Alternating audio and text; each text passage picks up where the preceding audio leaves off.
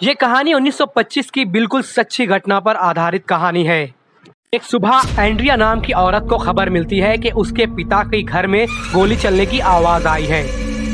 ये खबर सुनते ही एंड्रिया और उसके हस्बैंड को विश्वास ही नहीं होता कि ऐसा कुछ हो सकता है। खबर मिलते ही दोनों उसके पिता के घर के लिए निकल गए। एंड्रिया के पिता एक बहुत बड़े गवर्नमेंट मैंशन में रहते थे। वो मैंशन किसी दूसरे शहर में था। उस मैंशन तक पहुंचते पहुंचते उन्हें शाम हो गई थी।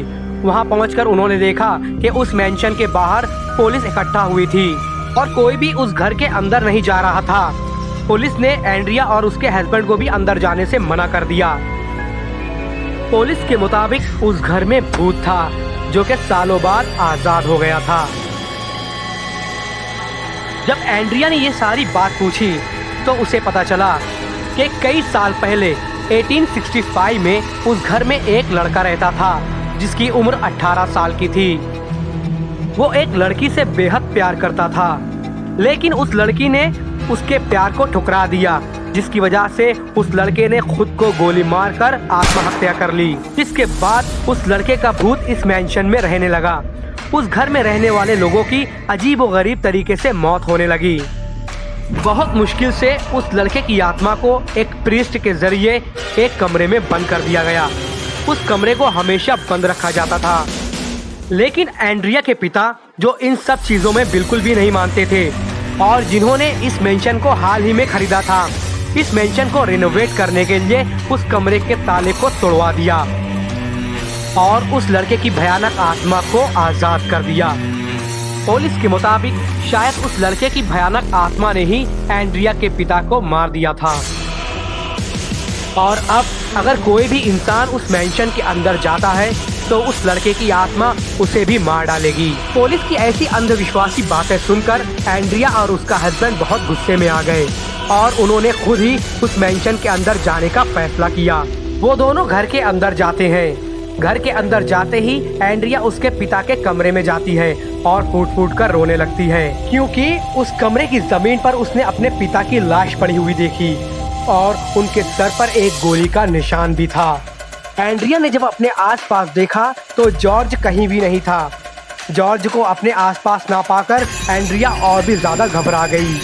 वो अपने पति जॉर्ज को तेज तेज आवाज से चिल्लाकर बुलाने लगी, लेकिन एंड्रिया को कोई भी जवाब नहीं मिल रहा था। अब एंड्रिया को कुछ समझ में नहीं आ रहा था कि वो क्या करे। वो डरी हुई वहीं पर खड़े होकर अपने पति का इंतजार करने लगी कि तभी उसे एक अनजान इंसान के रोने की आवाज आई और फिर उसे अपने पति के रोने की आवाज आई। एंड्रिया उसके पति की आवाज का पीछा करते हुए भाग ही रही थी कि उसे अचानक से फिर से गोली की आवाज आई। एंड्रिया भागकर उस कमरे में पहुंची जहां से गोली की आवाज आई थी।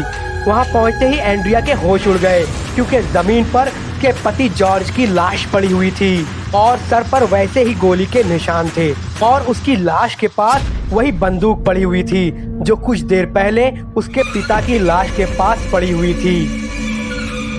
तभी एंड्रिया को ऐसा लगा कि उसके कंधे पर किसी ने पीछे से हाथ रख दिया हो और एंड्रिया को पीछे से कोई जकड़ने लगा। जब उसने गर्दन मोड़कर देखने की कोशिश की तो उसे एक 18 साल का लड़का दिखा और उसके सर पर उसके पिता और पति की तरह ठीक वैसे ही गोली का निशान था। लेकिन एंड्रिया ने जैसे ही उस लड़के को देखा, वो लड़का एंड्रिया की आंखों के सामने हवा में कहीं गायब हो गया। इतना सब हो जाने के बावजूद एंड्रिया ने अपने पिता और पति की लाश को बाहर जैसे तैसे करके घर के बाहर लेकर आई। उस दिन के बाद से वो एकदम बदल गई और एकदम शांत हो गई। यहाँ तक कि अपने पिता और जॉर्ज के फ्यूनरल में भी ना ही उसने जॉर्ज की माता पिता से कोई बात की और ना ही उनकी बातों का कोई जवाब दिया और ना ही अपने भाई की किसी बात का जवाब दिया। वो बिल्कुल चुप थी। सब इस बात से बहुत परेशान थे, मगर किसी को ये नहीं पता था कि एंड्रिया कितनी घबराई हुई है, क्योंकि उसके पिता और उसके पति की मौत के बाद उसे हर जगह उसी 18 साल के लड़के की आत्मा दिखाई दे रही थी। वो किसी भी वक्त एंड्रिया के शरीर को जकड़ लेता था और उसके कान में एक ही बात बोलता रहता था कि वो भी उससे बहुत ज़्यादा प्यार करने लगा है। अगर उसने उसका प्यार ठुकरा दिया तो उसे भी वो मौत के घाट उतार देगा। एंड्रिया जहाँ जहाँ जाती उसको वही लड़का दिखाई देता। वो उसका शरीर पूरी तरीके से जकड़ लेता और एंड्रिया के शरीर को वो लड़का बुरी तरीके से जख्मी कर देता। डरी हुई और परेशान एंड्रिया साइकाइट्रिस्ट के पास भी गई, मगर उसका कोई इलाज नहीं हुआ। एंड्रिया के शरीर पर रोज नील पड़े जा रहे थे और उसकी दिमागी हालत बद से बदतर होते जा रही थी।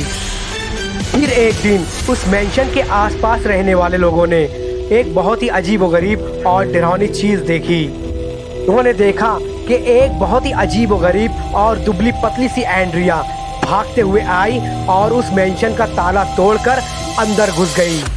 और इससे पहले कि कोई कुछ समझ पाता, उस मेंशन के अंदर से उन लोगों को गोली चलने की आवाज सुनाई दी। जब बड़ी देर तक कोई भी अंदर नहीं गया तो ये खबर शहर के मेयर तक पहुंची। तो उन्होंने शहर के पुलिस वालों को एक प्रीस्ट के साथ अंदर जाने का ऑर्डर दिया। डरते हुए जब दो पुलिस ऑफिसर्स उस मेंशन के अंदर दाखिल हुए तो उन्होंने एंड्रिया की लाश को जमीन पर पड़ा हुआ देखा।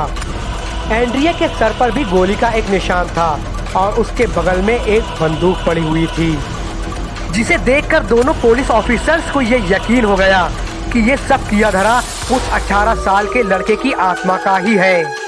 ये सब घटना होने के बाद उस मेंशन का पूरी तरीके से एग्जॉर्सिज्म किया गया और एग्जॉर्सिज्म होने के बाद उस मेंशन को हमेशा हमेशा के लिए बंद कर दिया गया।